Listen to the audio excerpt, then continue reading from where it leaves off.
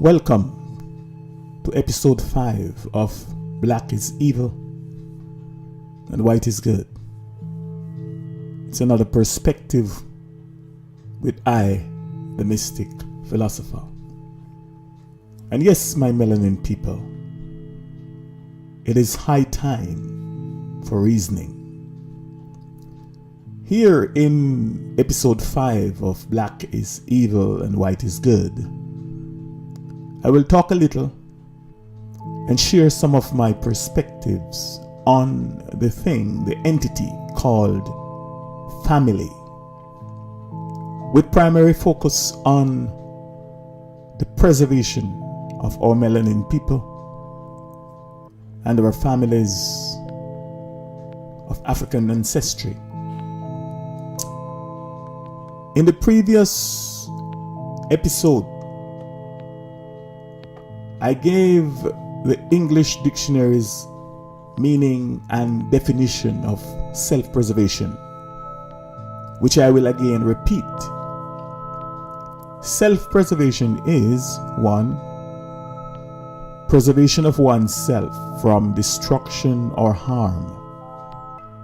And 2. Self-preservation is a natural or instinctive tendency to act so as to preserve one's own existence, unquote. I also pointed out the fact that self-preservation was known and is also known and practiced, especially among our natural native earthly humans and African ancestors, as the first law of nature. Or even more correctly, it was known and practiced by our ancestors as the first principle of our mother nature.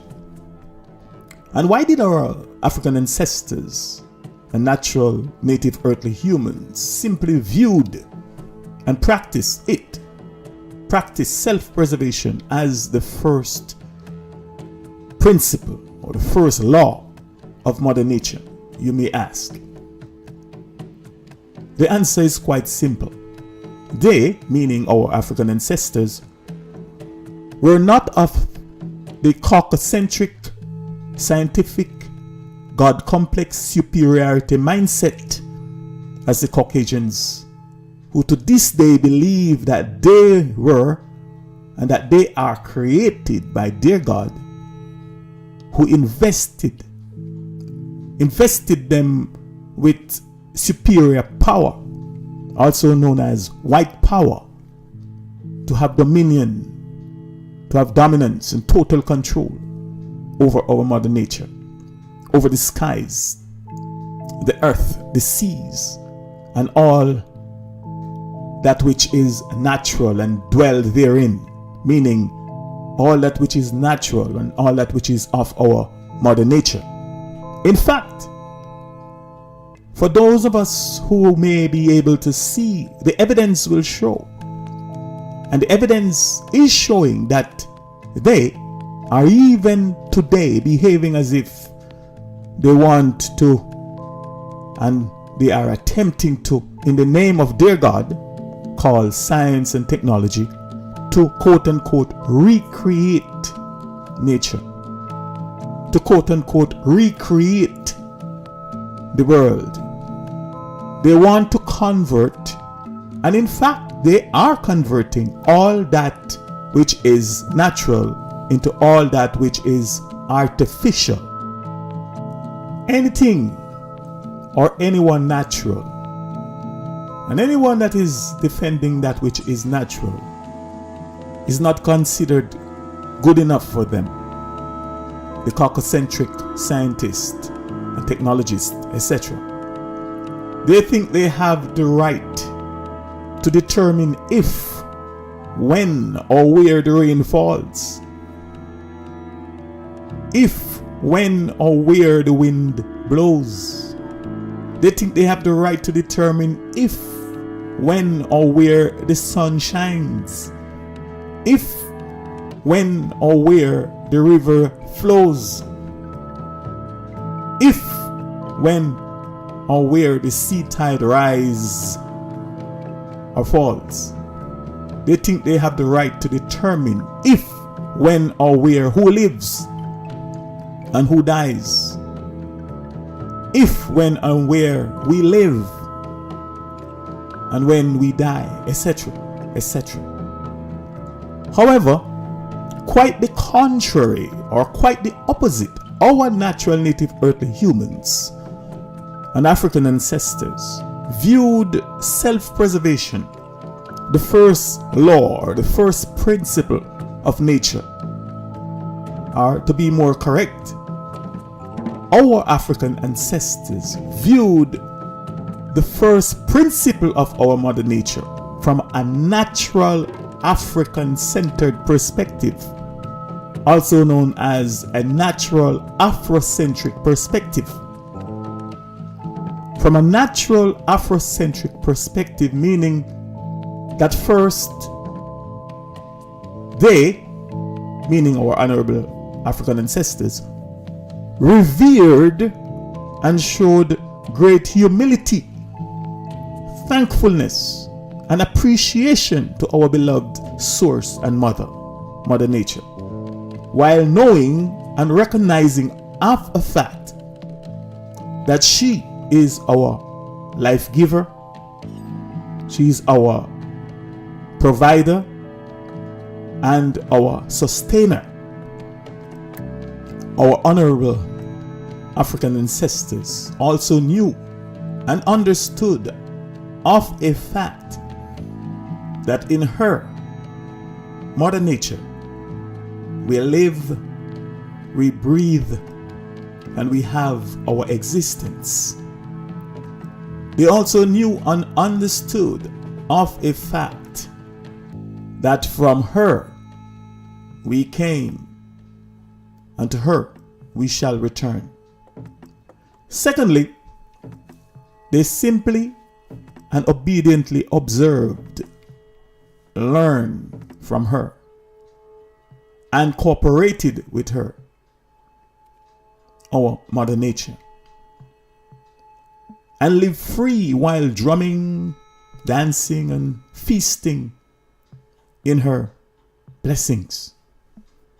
So unlike those of the Caucasocentric attitude and power-tripping mindset that I mentioned earlier, never were our African ancestors trying to control or trying to dominate her, trying to control and dominate Mother Nature.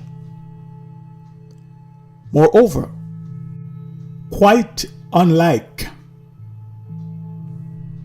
the alien invaders, colonizers, dividers, conquerors, and oppressors,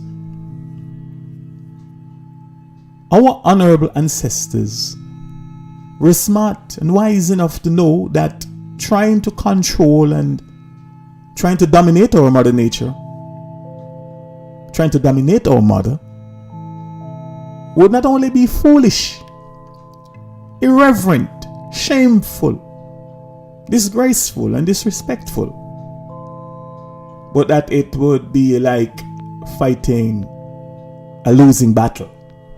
In fact, one ancient African proverb say, and I quote, "The best and shortest road towards knowledge of truth is nature," meaning Mother Nature, unquote.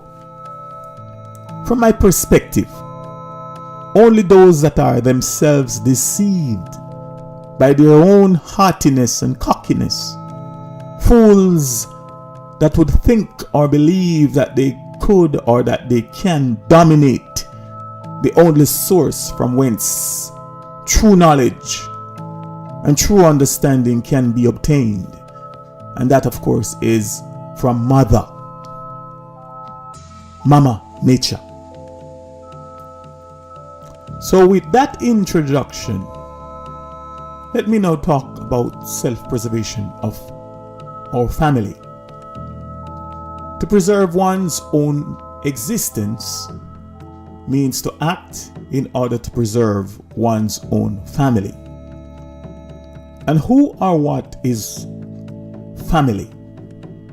And who or what is one's own family or one's family? From the mystic philosopher's natural and Afrocentric perspective, the thing or the entity commonly called family is a cooperation. Now please note with care that I did not say family is a corporation, as in a business corporation, but that it is a cooperation. Cooperation meaning the unity, the teamwork, and the working together towards one common goal. And the common goal of the natural African-centered mindset is self-preservation. Self-preservation meaning to preserve, to maintain in its original or existing state, and to ensure that our race, our culture, our gene, our human DNA, our traditions survive and remain intact upon the earth as it has been for thousands of years, if not for millions of years, prior to the appearance of the malevolent alien invader races of humankind. From a natural and Afrocentric perspective, culturally and traditionally, family, or the thing called family, is a union between two or more adult humans of African ancestry and of the opposite sexes. From a natural and African-centered perspective, a family, aka a union, a corporation, can be either monogamous, polygamous, or polyandrous. Monogamous meaning two people, an African man and an African woman. And why an African man and an African woman, and not an African man and an Asian woman, or an African man and an Arab woman, or an African man and a Caucasian woman, etc.? And why not an African woman and an Asian man, an African woman and an Arab man, or an African woman and a Caucasian man? Some may be curious to know. Well, number one, most of our African ancestors did not even knew that these are the races of people, or these are the races of humankind, even existed on the earth or existed elsewhere in the universe for that matter. And nor did they care. But it was only when they were cunningly, subversively, and violently invaded by the aliens, by the strange races of humankind, that they truly began to wonder and ask themselves and ask their ancestral gods questions such as, what manner of demons and evils are these? What strange creatures are these? And from whence cometh thou, O Satan? And having experienced the invaders' cold bloodiness, the invaders' hungriness, blood hungriness, their viciousness, and their inhumanity, with the exception of our ancestors that were sexually assaulted, sodomized, raped, and ravaged by the aliens, they would not in good conscience, in their inherent natural moral principle and sanity of mind, have anything whatsoever to do with them than to wish that the evil that visited them would just simply go away, and that it was nothing but a very bad dream. And even more importantly is the fact that the main objectives of a natural African-centered family, an Afrocentric family, is self-preservation. And although the aliens and invaders falsely named, called, blacklisted, labeled and labeled our ancestors black, meaning that our ancestors were savages, that they were dumb, ignorant fools, that they were monsters, that our ancestors were subhumans and slaves, etc. Our honorable ancestors knew that they could not preserve themselves by mixing and reproducing with other races. These strange humankind, they knew and understood that mixing with other races can and does produce diversity. But our ancestors also knew and wisely understood that mixing, especially with the invaders, could not and cannot preserve their originality and their integrity as the natural native earthly humans, as Africans. Polygamous.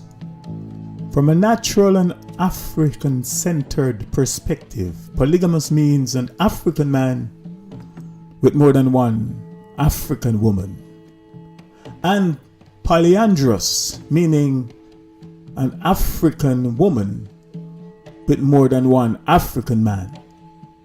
However, the primary objective of a natural and Afrocentric family is to preserve one's existence by producing offsprings. And so,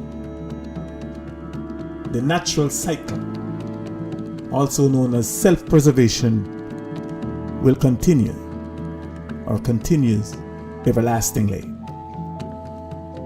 It is within the family that one's life will or can be terminal or perpetual, terminated or perpetuated. Therefore, one should and one must be prepared to act in order to preserve one's own family. Self-preservation. Now, please let me also hasten to say that the Caucaside, the Caucasian-centered concepts, beliefs, ideologies, philosophies, and perspectives, etc., of family, of what is a family, or who is a family, is simply and truly that. It is theirs and not mine, or that of my African ancestors. Nor is it for me to accept, condemn, or criticize. It is of them, meaning it is of Caucasians. It is for them, meaning it is for Caucasians. And it belongs to them, meaning it belongs to Caucasians. And not to I, the mystic philosopher. And nor does it belong to us, African people. And especially those of us that know, understand the true meaning of self-preservation and are of our natural African-centered self-preservation mindset. And just like their Caucaside or their Caucasian-centered religions, their God and gods and lords and saviors and savior, etc., prophets and saints and their ancestors, etc., that belong to them, so too we, the Earth's organic humans and melaninated people of African ancestry, have ours. And so too, if we are wise and are not ashamed of who and what we are, not ashamed of our roots and where we are from, then we should and we must recognize, acknowledge, respect, appreciate, pay homage, and worship and adore our natural source and ancestors. We must appreciate our spirituality and original way of life. For until then, individually and collectively, as African, we will be seen and be treated and trampled on by our enemies.